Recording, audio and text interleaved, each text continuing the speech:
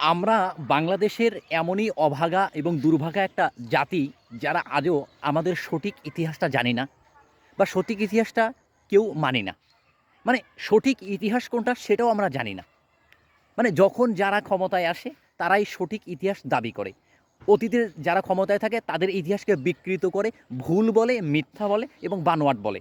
আবার যারা নতুন করে ক্ষমতায় আসে তারা বলে এই ইতিহাস সঠিক, এটাই ঠিক, এটাই সত্য। তাহলে আমরা কাদেরটা মানব বা কারা সত্য বা কারা মিথ্যে এটাও বা কীভাবে বুঝবো? মূলত এই বাংলাদেশের রাজনৈতিক দলগুলোর মূল উদ্দেশ্যই হচ্ছে নিজেদের ক্রেডিট নেওয়া, নিজেদের আত্মসম্মান বিসর্জন দিয়ে হলেও নিজের যেন সম্মান পাই জনগণের কাছ থেকে, এটাই বাস্তবায়নের তাদের মূল লক্ষ্য বা উদ্দেশ্য। একটা জাতির সঠিক ইতিহাস জানা ছাড়া তার কোনো মূল্যই নেই সারা দুনিয়াতে। আর বাংলাদেশ এমন একটা অভাগা দুর্ভাগা জাতি যে আমরা আজও সঠিক ইতিহাস জানতে পারি না বা জানানোর কোনো ব্যবস্থা কোনো রাজনৈতিক দল এখনও করতেছে না।